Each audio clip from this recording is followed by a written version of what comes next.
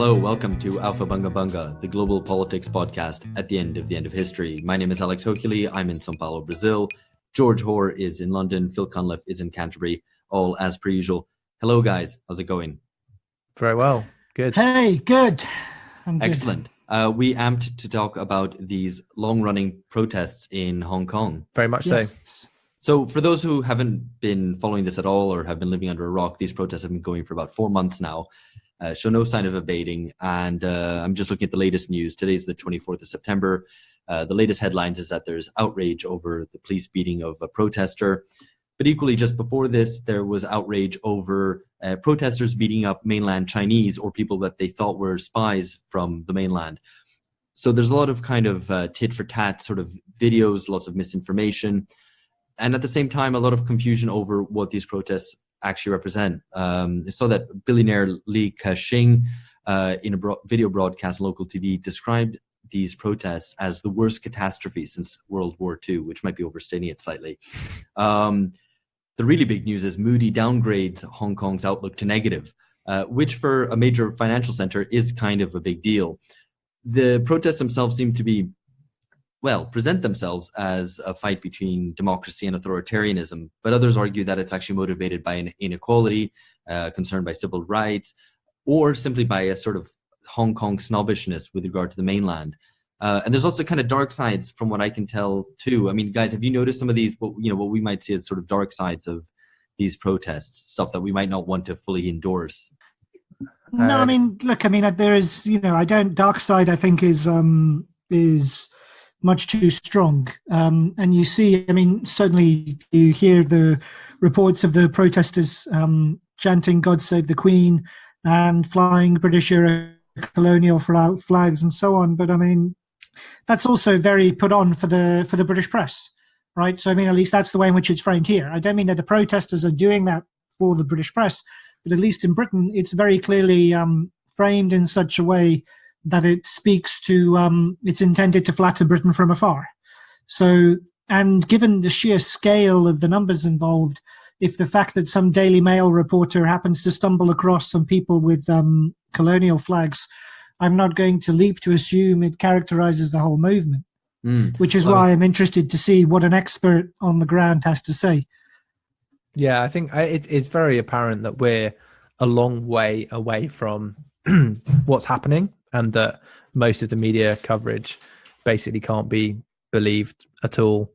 Obviously, from the British point of view, people are importing a whole wagon load of nostalgia for the colonial past. I mean, this is right up until the mid 90s. I think people are looking back on the period of Cool Britannia and thinking, if only we still had Blair Blair at number 10 or Oasis or Hong Kong, then things would be fine. So yeah, I think it is important to get through some of the smoke and mirrors around it, because it seems virtually impossible to sort of believe a lot of the mainstream media framing of this, more so than other protest movements. Yeah, well, I mean, and the same goes, I guess, for reading the Chinese media coverage on this as well. Consequently, I dialed up Toby Carroll, who's the associate professor at City University of Hong Kong, to talk about this. He's at the Department of Asian Studies there. He focuses on the political economy of development in the region.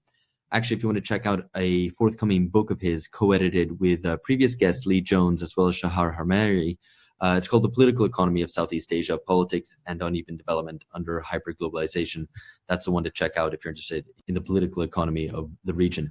So here I am talking to Toby Carroll. I hope that the interview is Hong Kong quality. That's a phrase that they have. So when I was living in Shanghai, you would say, if something was very good, you'd say Hong Kong quality. We're just going to dive right in, actually. Where we're going to start is, who are the protesters? I mean, all the reporting has been quite clear that it is generally young people, and it's a generation of young people who've grown up after the handover. So who are they? What is their consciousness? What is their identity? If you give us a kind of summation, and we're going to drill deeper into these questions in a little bit afterwards. Sure. So I guess we need to sort of start with the extradition bill here. So the extradition bill was a bill that was introduced into the LegCo, and which has triggered off all the unrest here. And that was ostensibly introduced to tackle an immediate issue, which was a young Hong Kong couple had travelled to Taiwan, and there are allegations that the young man in the couple had murdered his girlfriend while on holiday, and returned to Hong Kong, and nothing could be done about this because there was no existing extradition arrangements between Hong Kong and Taiwan. But of course, people immediately recognised that the extradition bill would also permit extraditing people not just to Taiwan, but also back to mainland China. And so it was yet another sort of instance of people feeling as though autonomy and the one country, two systems arrangement was being compromised.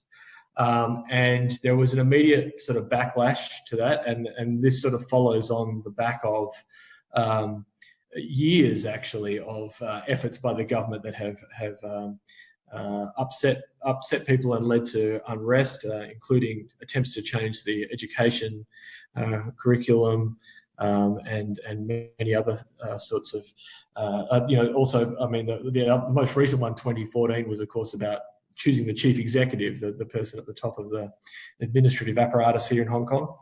But this particular round kicked off with that series of events. And initially, when we come to the question of who the protesters were or who they are, it's evolved, I think, over time. So it's important to distinguish here between, I think there is obviously a lot of broad-based opposition to the extradition bill, to the government and the police as an instrument of the government, and also, of course, to mainland China.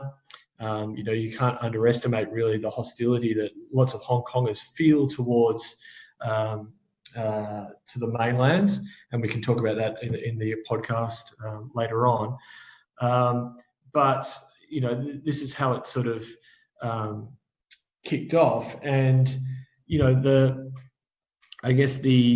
originally we started with these big marches. I actually went to the first one, I think it was in early June, 2 million people on the streets, and that was a broad cross-section of society. You had young people, you had old people, you had middle-aged people, clearly professionals, people working in all sorts of service jobs and so on. It was a real broad cross-section of society. When we talk about, an estimate of 2 million people in a city of 7.5 or however many million people, it's a big chunk of the population. We've also, of course, since then had marches that have been, close. I mean, in the millions certainly, and the hundreds of thousands. But the most recent unrest involves a much smaller group, I guess. And some of them are very active, of course, very angry, as I'm sure you've seen from the signs on the street. And they are overwhelmingly young. They are, there's a bit of a split there insofar as you have people who are school students, but also post, tertiary education, young adults as well. So it's a mix, and I would say the hardened group that is now the most visible representation of the protesters falls into this category of being young, 20-something, sometimes with degrees, sort of category, I guess. Right. So actually on that, maybe you could give us a sort of tour of the main protest organizations as a way of getting started in understanding who these protesters are. It's, some of the groups, it's a mix. And, some have names like Youngspiration, which I was surprised to discover wasn't like a 90s music, 90s music channel or something, or a really terrible NGO or something. But I was happy to discover it's kind of more right wing, right? Which was nice to discover. I was happy that the left didn't have anything like that. well, that's the interesting thing. I think this also speaks to, over the last sort of 6 weeks or so, I guess, I've been looking at the coverage of the situation here in the international press, and then also in sort of left outlets. And I've noticed that there's sort of been a diminished interest in Hong Kong in sort of left outlets, and I'm not surprised actually, because I think they've actually picked up on the fact that some of these elements are distinctly reactionary, and they're not they're not progressive in a redistributive sense, or they have yet to articulate that. There are, in some cases quite xenophobic elements. The question of what these different groups believe in is an interesting one. I mean, there are the 5 demands, including retracting the extradition bill, and many of the demands are sort of associated with what's happened afterwards, like releasing the people who've been arrested. There's now been well over 1,000 people arrested, and so on and so forth. But in terms of getting a sense of how they view addressing what they think or what they identify as problems, and how they think about addressing these problems, it can often be a little bit concerning actually. So the enemy is undoubtedly China, and it's undoubtedly the government as a transmission belt for the mainland, and for Beijing in particular. And there's sort of no overt recognition of this rather symbiotic relationship between the political and economic elite here. There's very little articulation. There's very little focus on the quite staggering social and political troubles that Hong Kong has faced for a long, long time, and there's very little understanding of how those have come into being. So, and part of that is bundled up, I think, with Hong Kong's history in terms of how it got relatively rich compared to sort of many surrounding regions, I guess, certainly in the 70s and the 80s, and the sort of myths that went along, of course, with that. Also, the legacy of the stories told about the Cultural Revolution and earlier periods in the mainland, which many sort of parents and certainly grandparents were running from when they came to Hong Kong. So actually, I was going to say let's put a pin in that. But actually, before speaking a little bit more in depth about the protests, their modes of organization, and so on, why don't we actually take this opportunity, given that you've already mentioned it, to do the kind of backdrop stuff, to get a better understanding of Hong Kong's relationship to China, and also Hong Kongers' relationships to how they see the mainland and how they see mainlanders. So maybe start off, give it a little bit of a potted history about how Hong Kong came to be the Hong Kong that we know today. Yeah, well, I mean, the way I see Hong Kong and how it is the Hong Kong that we experience today, I think is, look, I had the fortune of my parents used to do business here in the 1980s, so I came here as a little kid and walked through factories in Kwun Tong, garment factories in Kwun Tong, and saw that side of Hong Kong when it was firmly in its so-called, and I'm using quote marks here, golden age. Not to sugarcoat it, I mean, the factory conditions were Dickensian, to say the least.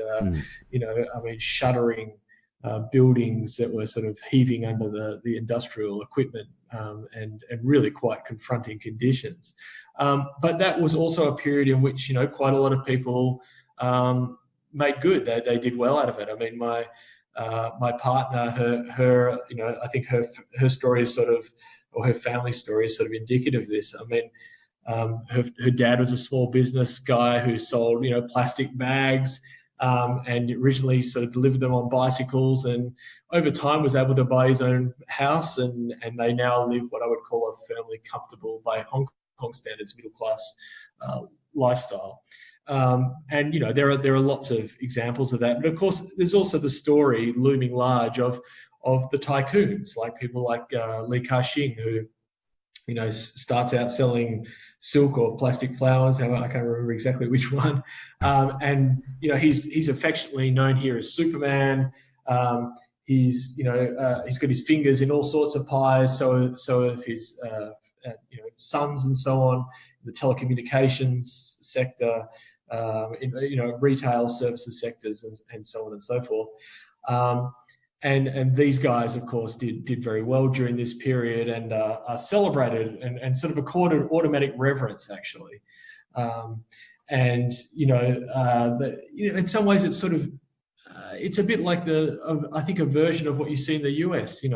This notion that actually throughout the golden age, a bit of hard work and thrift could, you did actually lead to success in some cases. That pull yourself up by the bootstraps individualism is certainly very strong here, as it was in the US. But of course the broader story is Hong Kong's situation within the global reorganization of production. I mean, it was an important site of manufacturing for Japanese manufacturers in the 60s and 70s and 80s. So you can still see the old fading Yashica adverts on buildings that are decaying into the ground. So in that period, what attracted foreign interests in setting up manufacturing in Hong Kong? Well, I mean, relatively cheap labor, of course. It was, it is a free port, free market. So it was, historically, of course, the harbour was identified as an important geographical feature, and in many ways, it, a bit like, I guess, Singapore, sort of leveraged off that and being entrepot or that sort of economy, I guess. But things change. Then it becomes sort of a crucial interface for China and the outside world as China's opening up from the late 70s, early 80s on. And that is super important. It grows as a financial centre on the back of its extremely laissez-faire arrangement to capital. Relatively, it looked rosy, certainly compared to what was across the border and what a lot of people had run from. On the back of that, I think up until I guess the last couple of months, and it's not unique to Hong Kong. I lived in Singapore for 6 years, and there's a similar sort of feature to Singapore, but relative to the surrounding situations and the gains that these places made, on the back of that, you did see this quite incredible at times smugness that would reveal itself. Hong Kong, loves to talk about, up until recently, of course, loves to talk about how it does in terms of rankings, whether it's education rankings, healthcare rankings, ease of doing business. It's always done very well on the World Bank ease of doing business measures. People like Milton Friedman famously came here in the 80s and got excited about the market activity and so on and so forth. Yeah, and I think you can even see, at least this is my understanding, that even some of the protesters, certain wings of the protest, have taken up those sort of smug positionings, like we are Hong Kong. Absolutely. I hate to say it because, I don't want to sound like I'm supporting the government at all. The government has been, we can talk about the government, I think, as a standalone subject in a moment, but it's absolutely true. And pushing past those myths. The really interesting thing is, it's actually deeply contradictory for many of them to adopt that position because quite a lot of them actually face very bleak prospects. We're talking gig economy jobs, regardless of whether you have a high degree or not, you're facing diminished social mobility.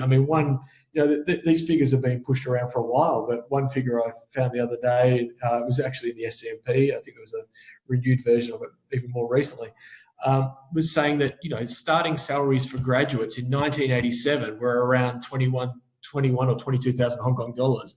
Now they're 14. Wow. So you've had a huge expansion, of course, in terms of the numbers of people going to university.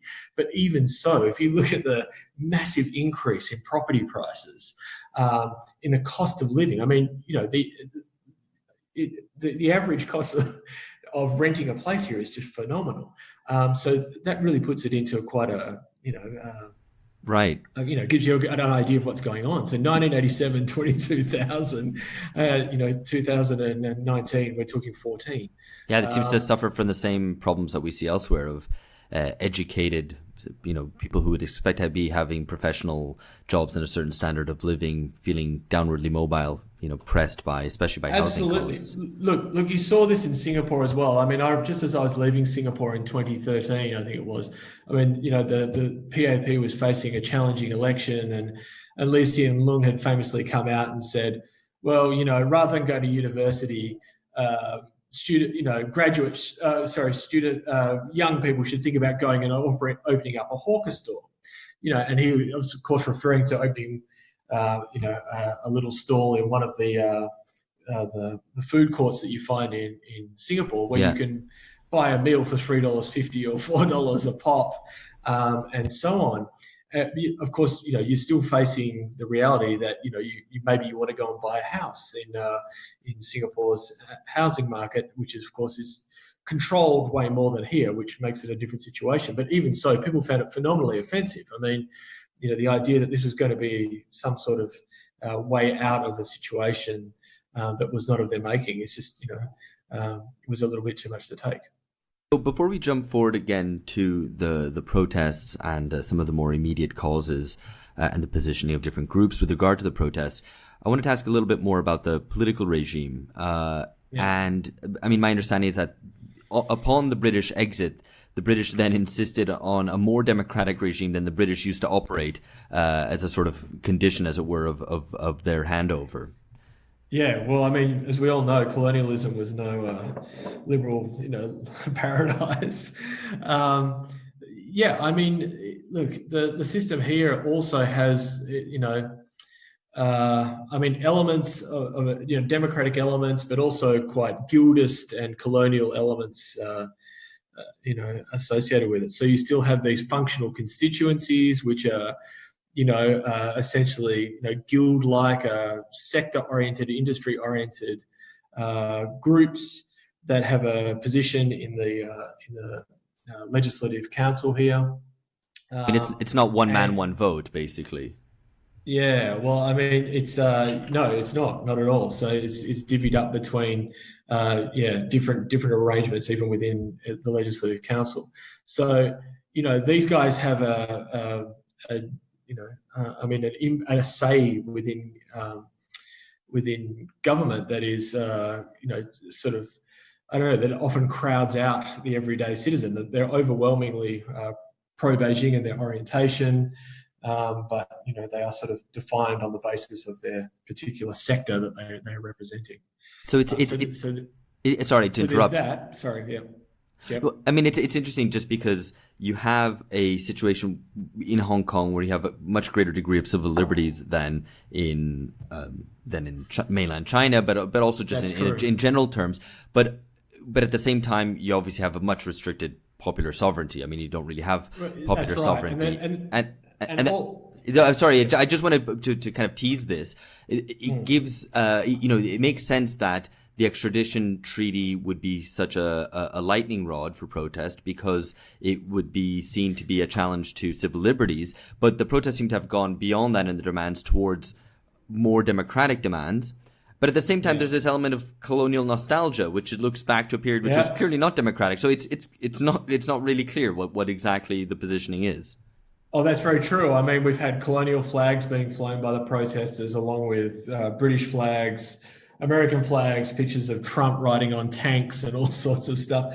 I mean, in some ways, it's interesting going back to 2014, which is very much about, I mean, they keep talking about universal suffrage here, but overwhelmingly the focus in terms of political representation is on choosing the chief executive. So it's still this very much depending on how you want to see it, a CEO company sort of notion of how things work. Or some people have suggested it's a more traditional representation, particular to this neck of the woods, I guess. But it's the idea that if you get to choose the boss, things can be, made better. And, so actually the functional constituencies that I mentioned before have come in for very little attention whatsoever. Certainly in terms of understanding colonial rule and what it was really about, both here and elsewhere, there seems to be almost no serious unpacking of that whatsoever. It's more a sort of connection between the myth of what Hong Kong was and sort of saying, it was suggesting it was vastly preferable to what you have now. I mean, the extradition side of things, I think, became more pointed because a couple of things. First of all, we had these book sellers who were kidnapped here, and they'd been writing and publishing these books, often based around fictionalized versions or stories relating to party officials and so on. I mean, it's pretty low quality sort of stuff, I think. But it's like negative fanfic kind of. Yeah, exactly. So there was that. Then we also had some prominent, at least one that I can remember off, a prominent mainland businessman who was taken outside of IFC here and spirited back to the mainland, I think.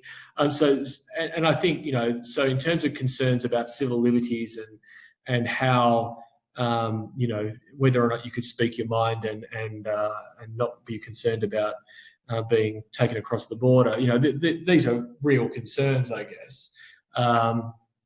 But in terms of, the focus on democracy, it has, really been a focus on choosing the chief executive without Beijing vetting the candidates in the first place, which is what happens. So, it's a fairly narrow demand in terms of, improving the representation side of things.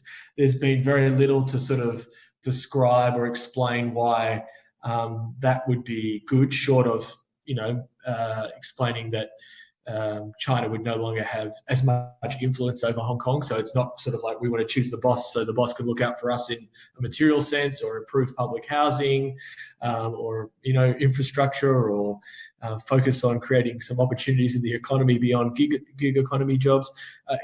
There hasn't been that element to it. It's been a very sort of immediate, we want to be able to choose the boss sort of position. Coupled with this, of course, very creative interpretation of what colonialism was about. I mean, look, it was a golden age period for Hong Kong, so I guess they conflate that with colonialism. But in terms of representation and so forth, it's a little unfortunate. Yeah, to say the least.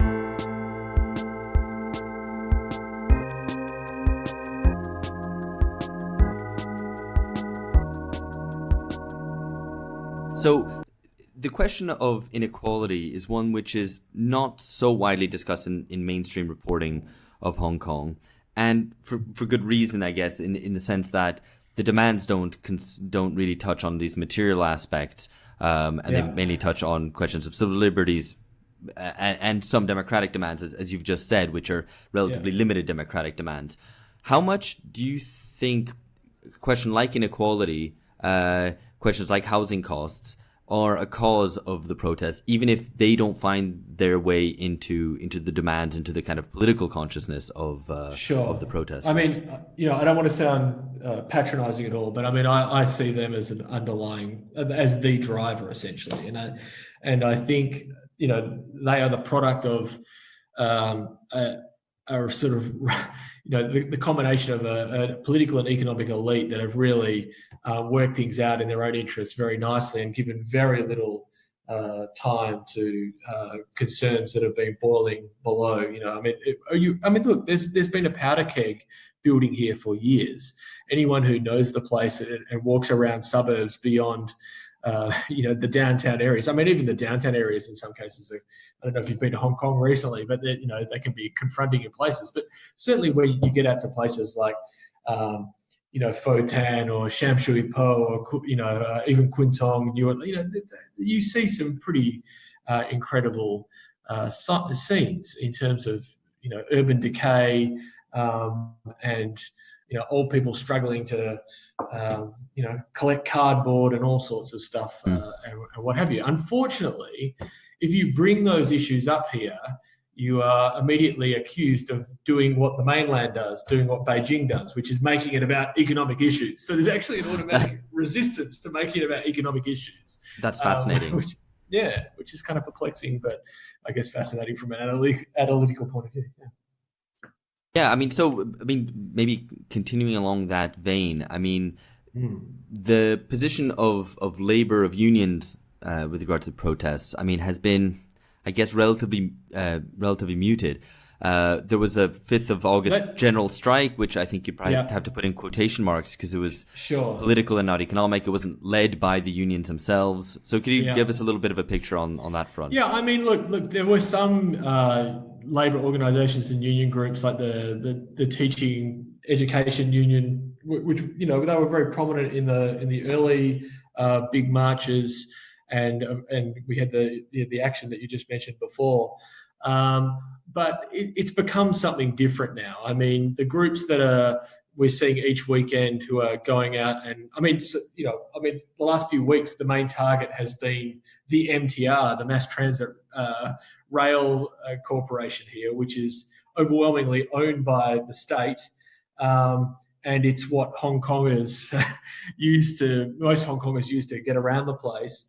And it's become a target. So, we've had, people setting fire to stations, smashing ticketing machines, smashing the gates, so on and so forth, because the MTR was bundled up with, a couple of cases where, in one case, they had allowed police to gain access to people who were protesting and who'd made a run for the trains and so on. There were also cases where the MTR had, or the most recent case has been protesters wanting to get a hold of video footage which ostensibly showed, some people possibly being killed in a particular train station in one of the protest events. And so, these guys have been focused on targeting the MTR as a sort of arm of the state that has been assisting Beijing. At the same time, Beijing has been critical of the MTR Corporation for allowing protesters to easily move around the city and pursue their strategy of, being like water, being fluid and mobile and so on and so forth. Yeah. So, in terms of industrial organised labour backing this, that's just not, I don't think it's any longer a big part of the story. They were certainly involved in the early protests in terms of putting up banners and wanting to see improvements in terms of universal suffrage and so on and so forth. But in terms of what's happened the last few weeks, I don't think that's a big part of the story. And is that because of the union leadership, the union bureaucracy is not politically inclined to do it? Is it because they don't have the sufficient density and strength to back the protests? Or is it also just the rank and file, indeed rank and file workers aren't interested in it? Yeah, I think it's a bit of everything. And some of the unions are very much pro Beijing. There's big splits in the organised labour side, on the organised labour side of things here. But realistically, honestly, Alex, the idea of organising for in order to struggle for political change and so on here, based around some sort of worker solidarity or it's just not there. I would say there's next to no class consciousness in Hong Kong, really. It sounds like quite a statement, but the whole, my Hong Kong friends will often say, look, I don't know why you keep talking about Hong Kong society. There really is no Hong Kong society. Of course, at the same time, they'll talk about Hong Kong identity and being a Hong Konger now. But realistically, I think what they're talking about is the sort of solidarity that, we associate maybe with social democracies and socialist countries in the past and so on. That's just not part of the collective consciousness here. That's really interesting. I think with that in mind then, could you give us, is there a way to summarize what the class background is of most of the protesters? They're obviously young, but is it Sure, mixed? Is it kind of downwardly mobile middle class? Is it what? Yeah, I mean, it all depends, how we define these things, right?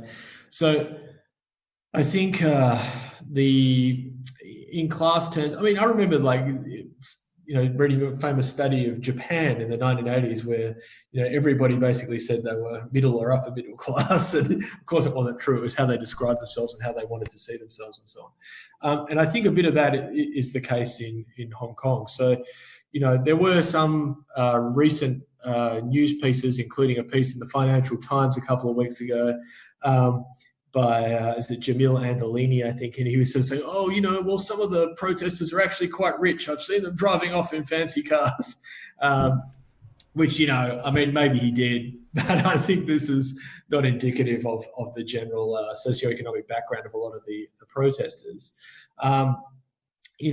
A lot of the protests have happened, although there has been this strategy of moving around the city and flash mob sort of events.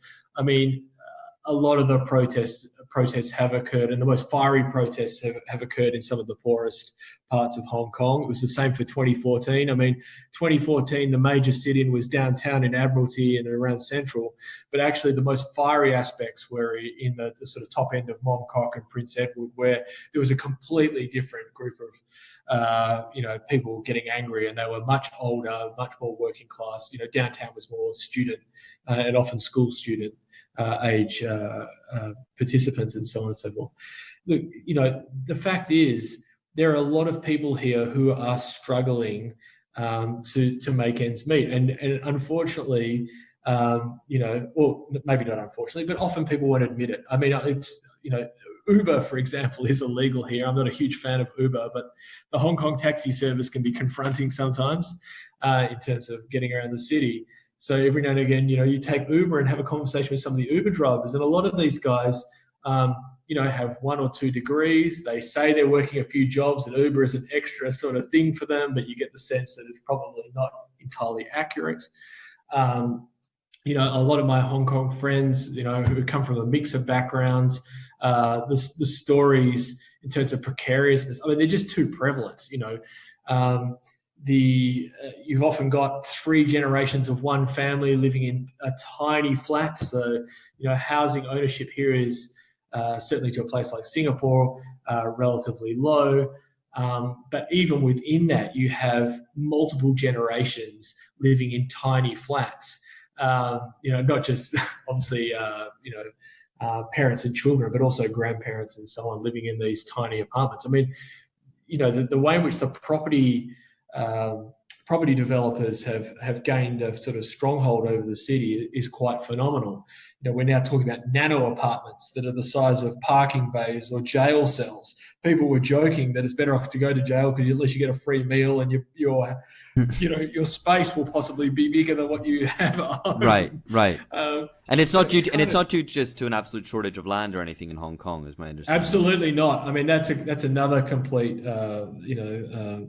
completely misleading, complete misconception. I mean, Hong Kong, actually, the property developers and others, and property owners generally sit on large land banks. A lot of this stuff is grossly underutilized. So you've got these massive, old, decaying industrial buildings doing very little. Sometimes they're partitioned up into these incredibly miserable coffin, what they call coffin apartments sort of thing, or coffin, they're just very narrow, basically enough to allow you to have a bed and not much else in there.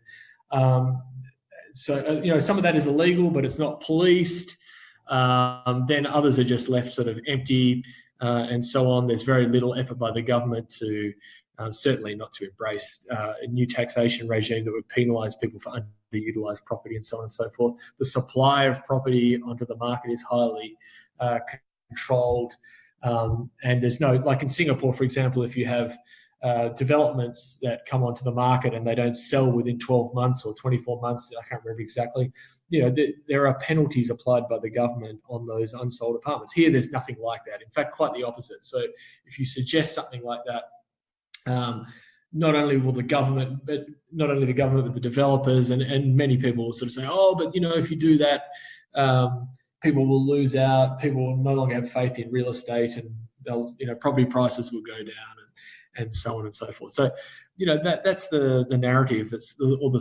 They're the sorts of narratives that appear time and time again whenever anyone brings up addressing these things, and the government, just surprise, doesn't do it. It makes lots of money out of real estate revenues.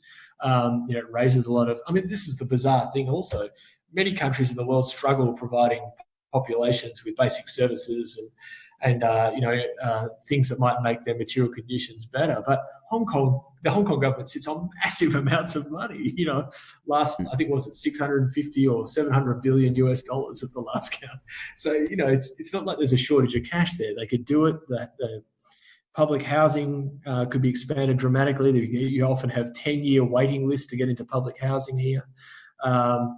It's quite surreal, and yet people are extremely reticent to sort of draw attention to the collusion between political and economic elites. They'll tackle the political ones in the form of the chief executive, Carrie Lam, and her, and associate automatically her with Beijing. But in terms of looking at how the government has looked after the economic interests here, often to the detriment of that connection is not made. That's fascinating. I mean, I guess traditional kind of basic interpretation would be that if a movement has just political demands but doesn't broach any economic ones, it tends to be a kind of middle class movement and not a workers' movement. Which I just don't think is the case. I mean, a lot of are they middle class? Look, I think a lot of them would be. Maybe they're middle class by some definition. I mean, if you look at some of the, a few years ago, The Economist had its famous issue where it was saying, a huge percentage of the world's population was middle class, defined by $2 and $20 a day or whatever. Yeah. Of course, I don't subscribe to that sort of position. Here, I mean, you often do have 3 generations of one family living a house, all looking out one way or another for each other, and pulling together to try and get by. They're probably, they're not starving, but in terms of enjoying social mobility and the idea that maybe one day they could go out and buy a place of their own and have a job where they weren't earning sort of minimum wage and being treated poorly by their boss. I think that's becoming increasingly unrealistic for many Hong Kongers. So it's relatively like low income and mainly service sector workers, or absolutely. I mean, here it's overwhelmed. Be real estate. People will say they work in finance, but often, I mean, look, the top end finance jobs are largely captured by, what they in Singapore call foreign talent and a few locals, but overwhelmingly, it's not employing a lot of Hong Kongers. It's low level service jobs, and I think for most people that's going to be their future indefinitely. Well, so with that in mind, what is, and before we move on to speaking a little bit more about Hong Kong's relationship with China, because we haven't really touched on that, and that's that's looming.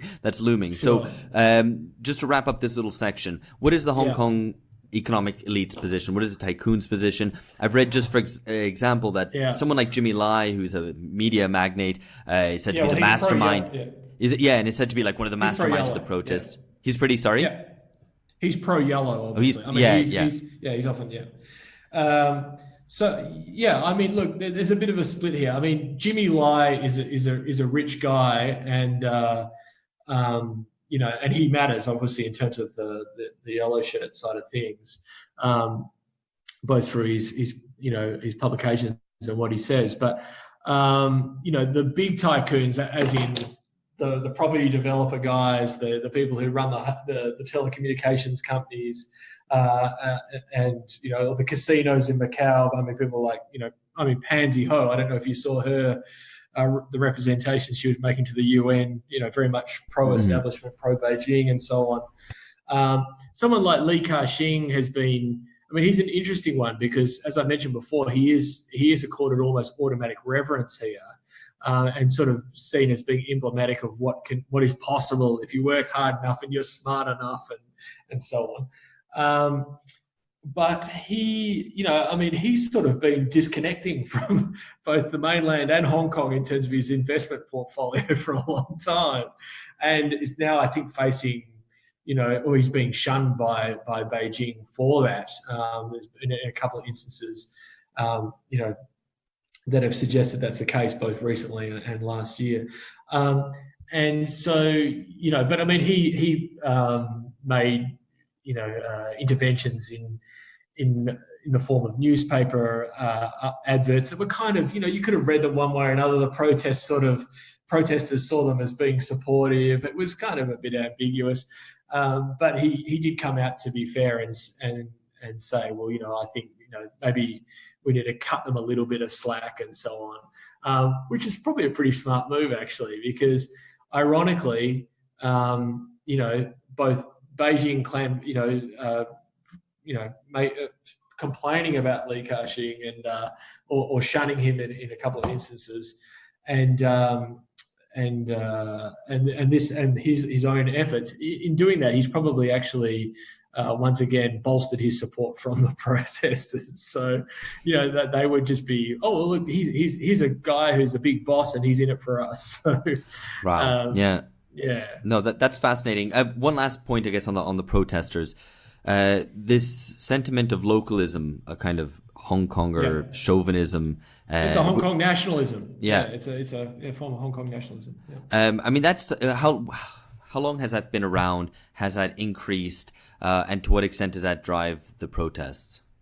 Oh, look, a lot of my Hong Kong friends would, they sort of like to downplay it, but I think it's extremely real, and I think it's been here for a long time, and it's derived from what I was talking a bit about before, relative to surroundings. Hong Kong did well, and there was a sort of cockiness and smugness that came along with that, both popularly, so within the population generally, but also, I mean, in the bureaucratic class. If you look at the performances of, say, someone like Carrie Lam or some of the other government officials. I mean, there is a sort of, up until recently, I think the last 3 months has been a bit of an eye-opening corrective in that respect. But there is a certain cockiness and smugness there that, at least for a couple of decades, has probably been undeserved, and I would argue it's been undeserved for a lot longer.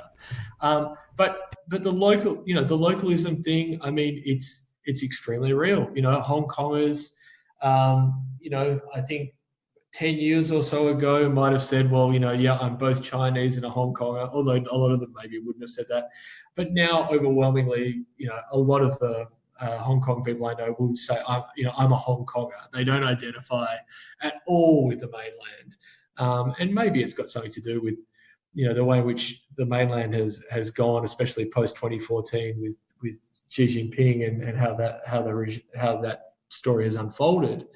But certainly, it's way more common now for people to, they'll say that I'm ethnically Chinese, but I'm a Hong Konger. So they see themselves as something, and it's interesting different. Because that's provoked an opposite reaction amongst mainlanders. I mean, just in preparation for this, I was hearing and reading certain media which was more sympathetic to mainland China, I guess, and would sort of dismiss the civil rights and political demands of the protesters as a sort of middle-class affectation, something that is done by rich, privileged Hong Kongers, and actually which dismisses, China's progress, China's economic, and rather, let's say, put it this way, and actually it's the way that you seem to have suggested, that the mainland uses the economic against the political, whereas Hong Kong kind of tends to use the political against the economic, if you can put it that way. Yeah. I mean, look, I think, to be fair, I mean, this is going to sound brutal, and I'm sure my girlfriend and my Hong Kong friends might go nuts if I said, look, a lot of Hong Kongers don't really know much about the mainland. I mean, some of them will have family there, a few of them will make trips there, some of them will go maybe to parts of Shenzhen to go shopping or for massage or whatever they do. But realistically, in terms of understanding, the material progress in the mainland, I often don't think they see it or have seen it or want to see it.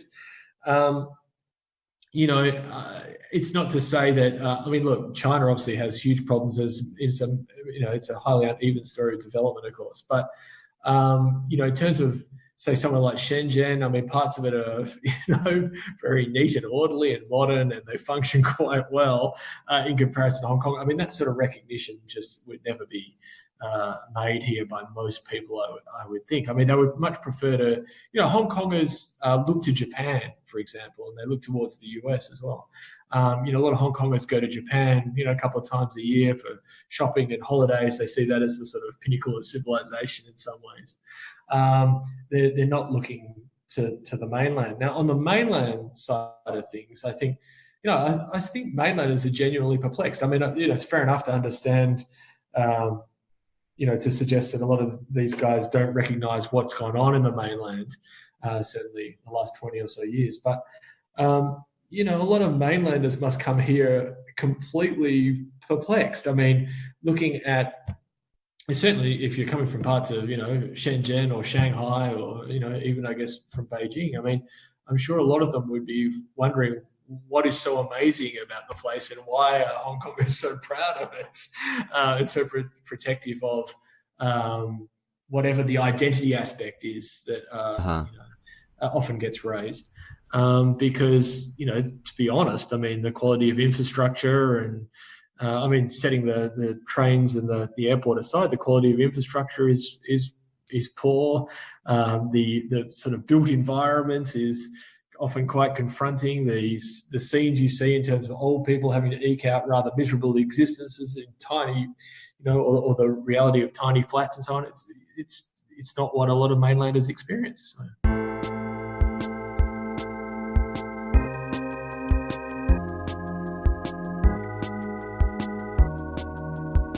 Interesting. And I mean, obviously we've mentioned the xenophobia from the part of Hong Kongers versus mainlanders. I wanted to maybe flip the question around.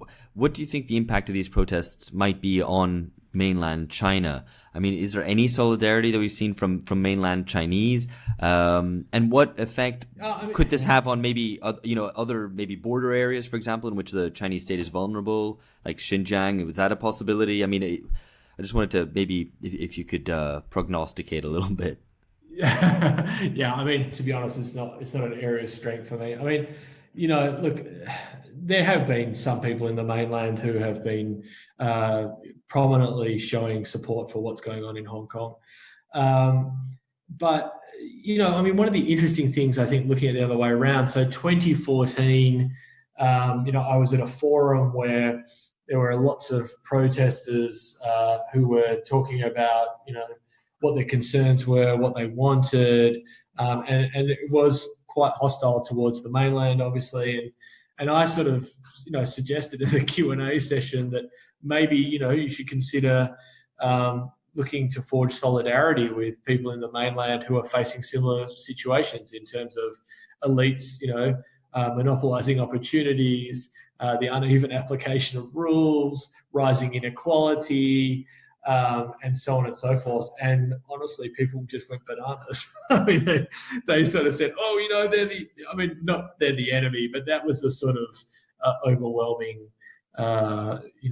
suggestion from the audience. No, we can't, So the idea of forging solidarity, at least from Hong Kong, with people in the mainland, is just not there.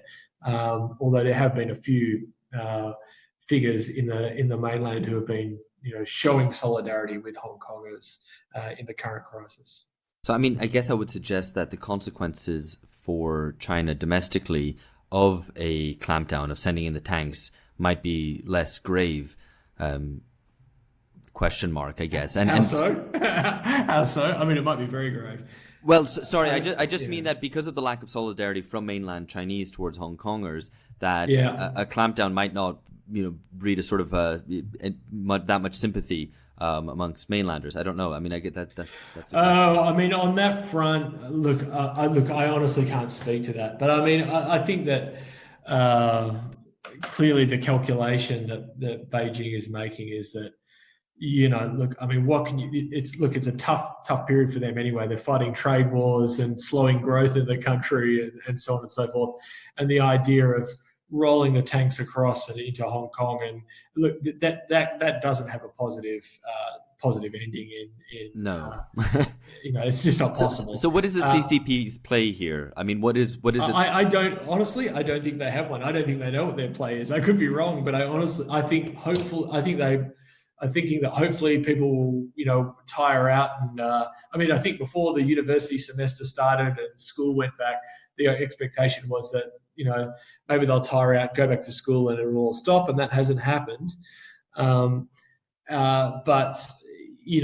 I can't see what the play would be. I think, their best hope is that people do eventually tire, things simmer down again.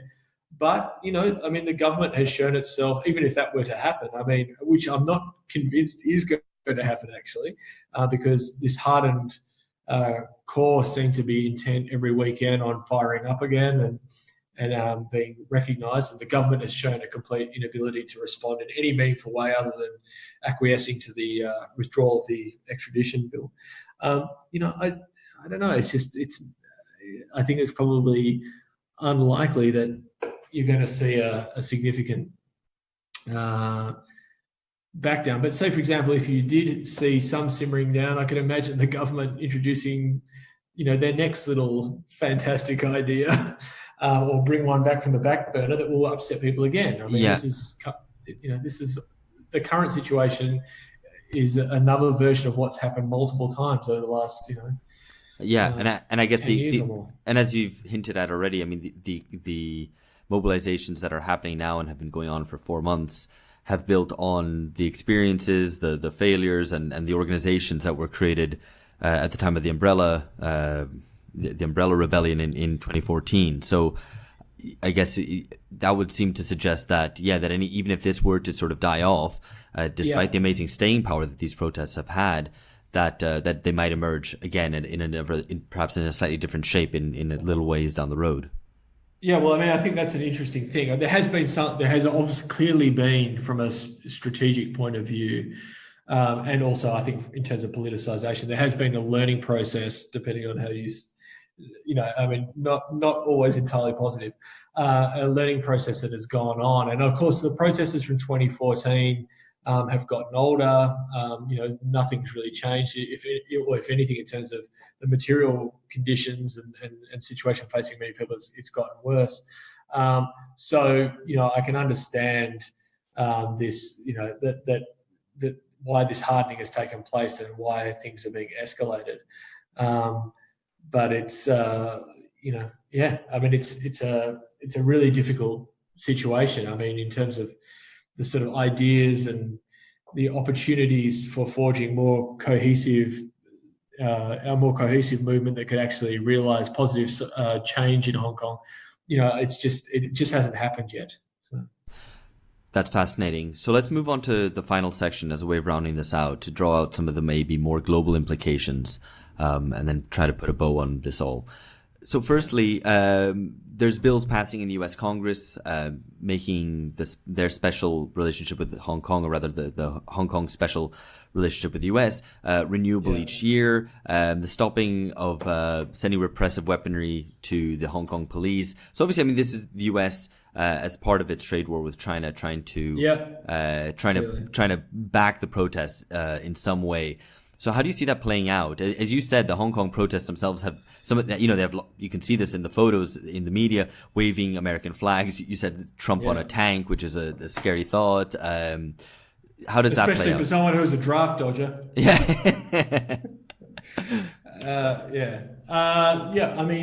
It's. I guess. Look, I'd always be asking, how does it play out for who, right?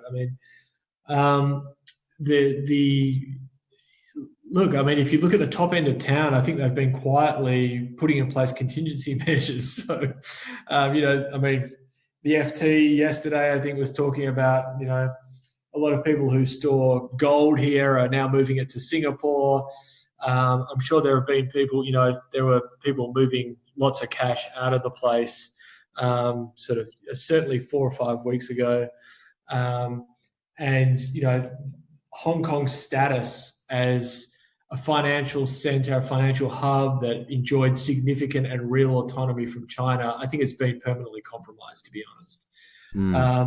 And so what the US is doing now, it's potentially important leverage in the trade war and could feed into this. But I actually think that, the way in which the city is seen as a place autonomous from from China and important to capital in that sense has permanently been changed. And I mean, I don't have any good hard data. There is some good stuff in the FT on the gold side of things, but I mean, just anecdotally, lots of people were setting up foreign bank accounts all over the place and shifting cash out 4 or 5 weeks ago. And I assume that's driven less by worry about a specific scenario in mind playing out than more just about uncertainty. Because you're not sure if the protesters will win and what happens then, if China will come in and send in the tanks and what happens then. I guess it's more just about uncertainty, that there are many different scenarios that could play out and none of them look especially positive, at least from the perspective of international capital. Yeah, I think it's all down in that respect. It's all downhill. Very few positive outcomes in this scenario, and I suspect the outcome is I mean, there probably is one outcome. It's just a matter of how quickly it happens. I mean, and by that I mean, does one country, two systems dissolve very, very quickly, or does it, keep ebbing on until 2047? And yeah, I mean, that's the interesting thing here. I think, ironically, once again, it sounds a bit brutal, but ironically, if the protesters had have done less, they would have been experiencing less interference from China. I mean, realistically, on a day-to-day basis, Hong Kongers don't experience interference from China. Now, there's a lot of drama and worry about what the extradition bill might have meant in that respect, but that's now been withdrawn. But, in terms of everyday impact, realistically, if things were to simmer down now, it probably wouldn't be that dramatic. However, the more that things sort of escalate, the more there is, a reason for China, for Beijing to, start to rein things in one way or another, either through the proxy of the Hong Kong government and the police force here, which have shown, which was once held up as the best police force in Asia, and actually within the population here, once a bit like Li Ka-shing, also accorded automatic reverence, seen as a great employment opportunity, and so on and so forth, was seen as clean. And so they've shown themselves to be, ham-fisted and worse, actually, in terms of handling the situation. And that's one thing we haven't really spoken about. We've suddenly gone to this position where so many Hong Kongers are now deeply suspicious of the police and don't really trust them. I mean, the divisions that have emerged have been incredible. You've had divisions within families here, divisions within social media groups, stories of families where someone works in the police force and another person doesn't, and they don't want to speak to each other anymore. It's pretty incredible what is happening here. That's remarkable. And social fabric. Yeah, and it's interesting. I mean, I just saw today that one of Carrie Lam's top advisors said that these protesters won't stop at the 5 demands, with the implication being that it's useless to concede on any of these demands because they won't stop there. So they seem to be hardening their position. Well, look, I mean, the thing with the government, for a long time, the government here was one. Also, look, not just in Hong Kong, but also out by people overseas or where else, was held in high regard. And I mentioned the World Bank rankings and so on before in terms of doing business and so on. But realistically, I mean, as I said in this op-ed that I hopefully have out on Friday or Saturday, it's laissez-faire at the top end of town, and it's colonial bureaucracy for the rest. So if you look at,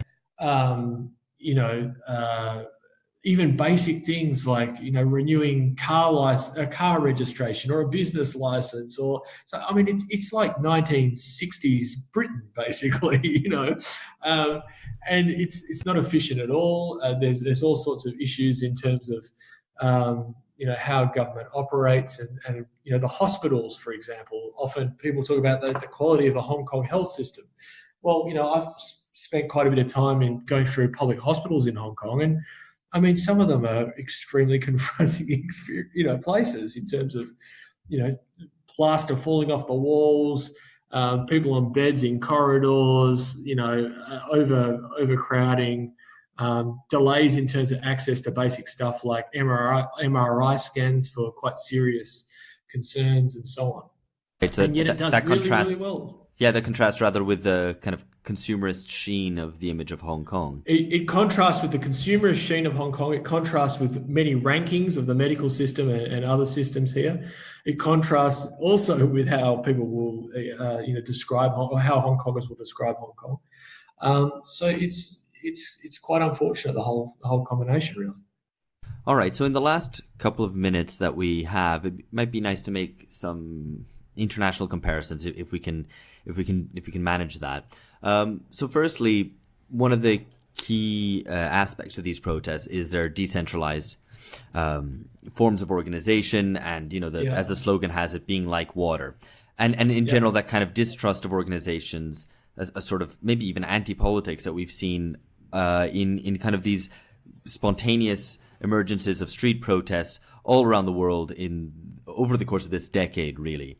Yeah. One thing that always strikes me is that, what makes for their ability to draw on numbers and act as a voice for various complaints and demands is also what makes for its ephemerality, for its lack of coherence, even for its proneness to cooptation by powerful forces, whether they be domestic or foreign. And, in this sense, I think, what strikes me is that it looks like Brazil's June days. It looks like certain aspects of the Arab Spring. It looks like Gezi Park in Turkey. Various forms of Occupy, Velvet Revolutions even, which in many cases supported by the US, supported by the CIA, and so on. So in that regard, it still seems to be very much stuck in that mode. Yeah, I mean, in terms the movement seems to be stuck in that mode, or the overall. Well, firstly, just the movements themselves of rejecting organizations, rejecting leaders, rejecting formal forms of representation of organization building. It is stuck in that mode. I mean, and I think to be able to move forward, you really do have to rally around things that would have a meaningful impact on Hong Kongers' lives, and they just haven't done that yet. They are drawing attention to. I'm not saying that the concerns over,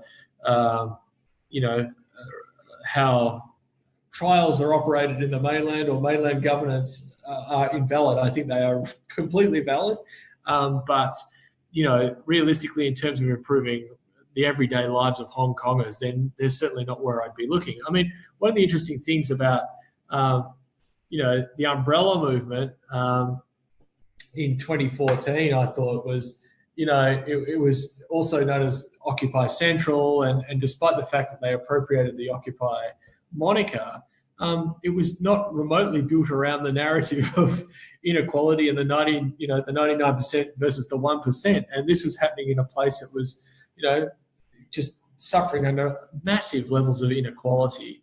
That was not part of the story at all. So, people latched onto the moniker, but without understanding the sort of meaning behind it for groups for Occupy Wall Street or groups like, elsewhere like Podemos or whatever. The other thing you see still, I mean, and I see students doing this sometimes at university, and it infuriates me. They're using Pepe the Frog, the alt-right mascot. I mean, he's being used broadly as a sort of, positive mascot for the movement, and I don't think they have any understanding of what he's actually associated with. So it's quite. I also heard that they were sharing lots of images from Winter on Fire, the really controversial documentary about Ukraine, which just completely whitewashes the neo-Nazis' role in those protests, in that rebellion. So I've actually heard quite a few mentions of Winter on Fire by the Hong Kong protesters in the last, or supporters of the protesters in the last couple of weeks. So not surprising. Yeah, I mean, I guess you can say, well, it's just a decontextualized symbol and it doesn't really matter. But I think a more self-conscious movement would be maybe aware of these references that they're drawing upon. Yeah, I mean, look, I think the best hope is that there is learning going on. Look, it's not. I don't want to paint protesters here and people who are supporting the protesters, and they're often different sorts of groups, I guess, as completely reactionary. I don't think that's accurate. But that element is real. And I think, the scary thing is that it could go in that direction and build quite quickly, rather than going in a more progressive direction built around redistribution and attending to material inequalities and quite dire conditions faced by, addressing quite dire conditions faced by many Hong Kongers that are the product of this, super sort of alignment between a political and economic elite here. Yeah, those ambiguities and contradictions come through very strongly in what you're saying. So just as a final point, and as a way of tying this to what we like to discuss as the politics of the end of history, how much is Hong Kong, and by extension maybe these protests, emblematic of a certain contemporary condition? And maybe the question there is not even necessarily today's contemporary condition, but a contemporary condition that applies maybe to the 2000s more than it does to today in the West, at least. For me, that looks like sort of an island of civil liberties, but deprived of popular sovereignty, which is driven and sustained by international finance capital, but with gaping inequality at home. I mean, that's what seems to me the picture of Hong Kong, and one which I would identify with the London of the 2000s, for that matter. Do you see that? I mean, Ruben Gonzalez and I wrote a piece on this for. We had a piece on this in the Huffington Post and a bigger piece on globalization. It's basically making that exact point, and I would see it completely in those terms. This is a case of the erosion of social mobility. You do have forms of the ability to participate in a limited sense here in the political process, but in any meaningful sense, you don't have any control over decisions that really impact your life, I guess, or the lives of many people. So it's definitely that. I mean, it's tied to hollowing out processes. It's tied to economic transformation associated with globalization, the rise of gig economy, the rise of finance capital. The power that those guys have to sort of threaten, moving at the first sight of any redistributive demands or efforts by a government to sort of maybe rein them in or tax and so on and so forth. It's definitely tied up to that. But the unfortunate thing here is that it's not recognised in that sense. And of course, here is not alone in that respect. I think you see that in the US. You see it in the UK, you see it in many, many places. And, it's sort of like people retreat back into the nation state ideas of identity and nationalism and so forth, rather than thinking about forms of solidarity that transcend, nation state boundaries and so forth. That's easier for people to imagine. It's unfortunate. Excellent stuff. Thank you so much, Toby. That was fascinating.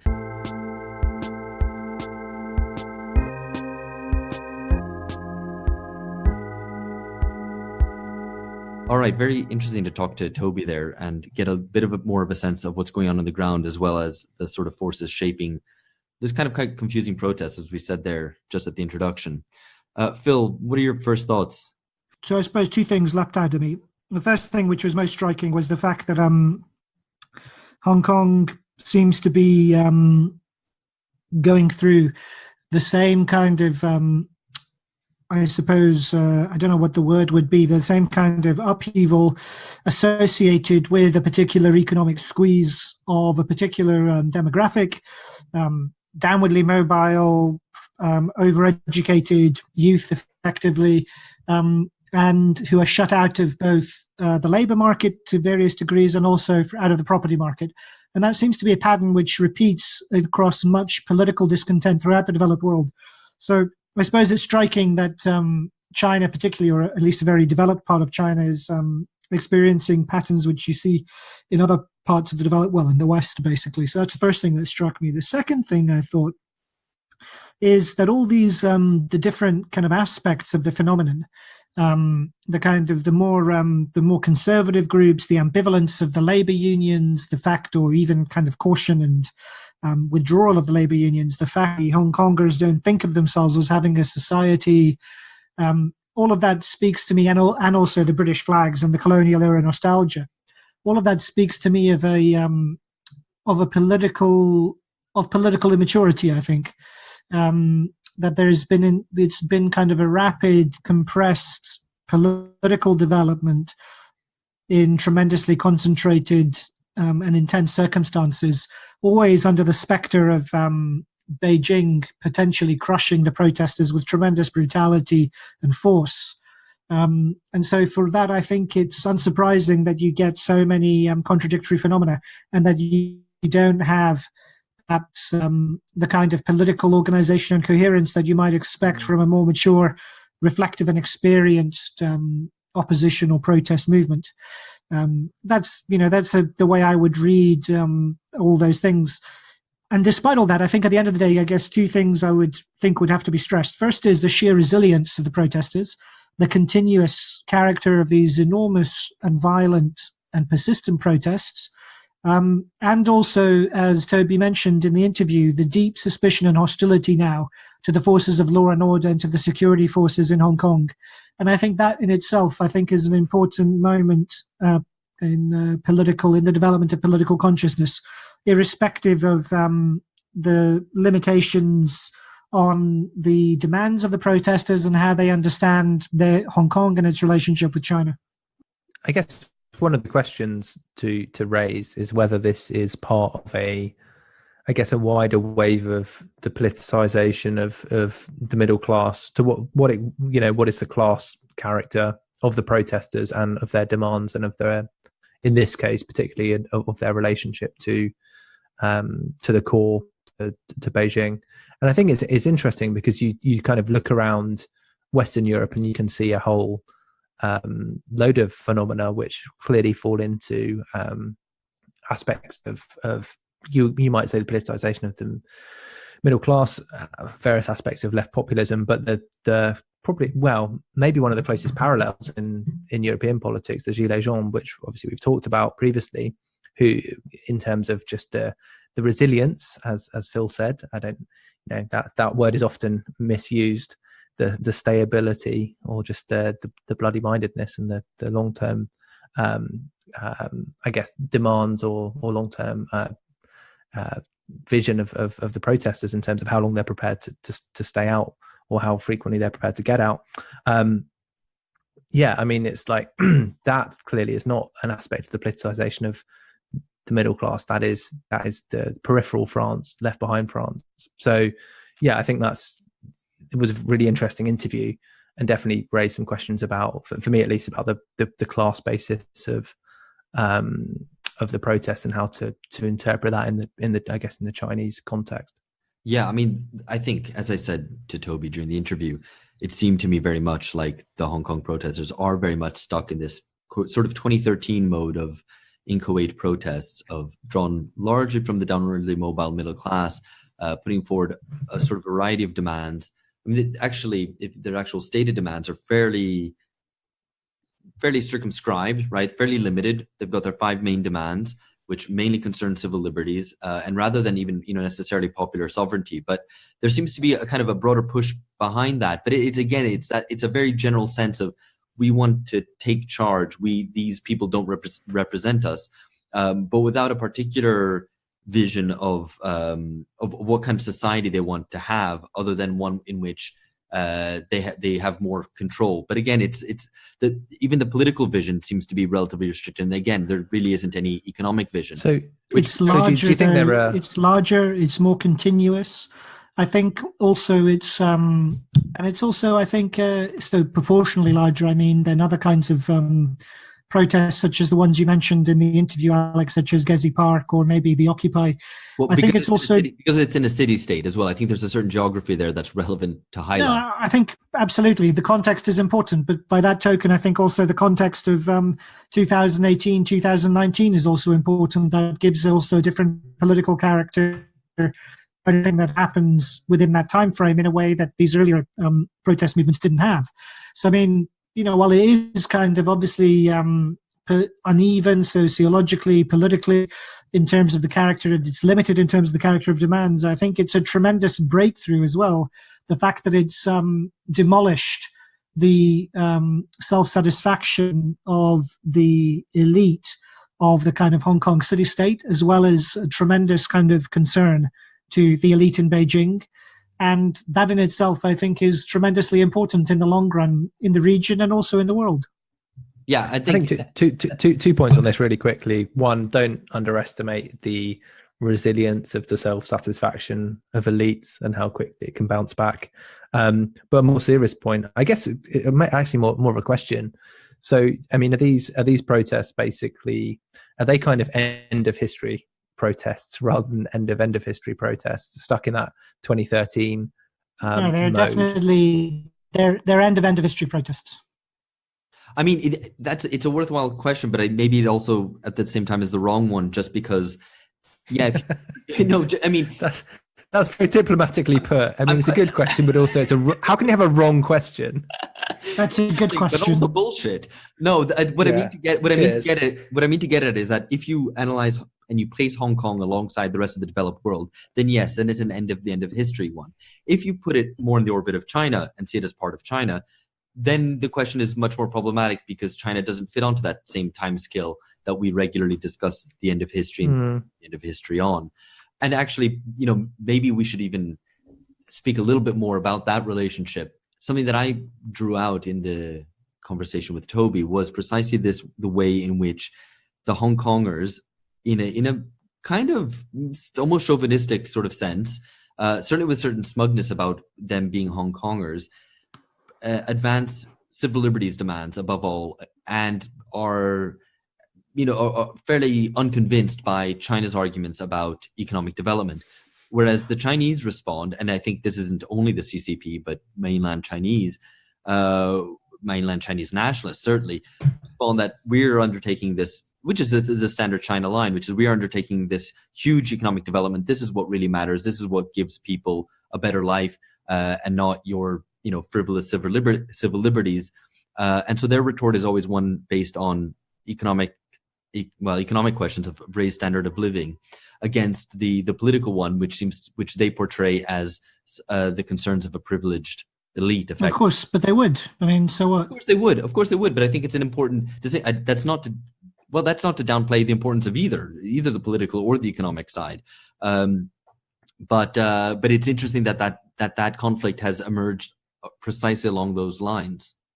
And in that sense, we could almost, and I think I might have even said this to Toby, we can almost see the Hong Konger sort of protest as a protest almost of the end of history, concerned with civil liberties, but more or less just being left alone in your own individual consumer lifestyle, and not really being. No, I just don't buy that. I don't think it's spoiled middle class kids. It's simply it's been too persistent. They've confronted a scale of police repression which is comparable to places like France at the moment. It's been the scale in terms of the numbers which have been persistently involved is too large. So I don't think it's out of place or out of time. Now, perhaps they don't understand the character of their own problems, and so to that degree they're lacking in the kinds of political debates and reflections in political organizations that would make them understand the problems of Hong Kong society and economy and so on. But I mean, I don't think it's a kind of a hangover from a different period. It's very much of the current era, I think. I mean, I don't mean to say that it's a hangover from the other period, but just in terms of trying to understand the character of it. Until economic demands around inequality or housing or whatever are put forward by the protesters, it's very effectively, until there's a stronger left presence there, it's kind of hard to see it as anything other than the way that I described it, which isn't to say necessarily. No, I disagree. Particular to the conditions of Hong Kong.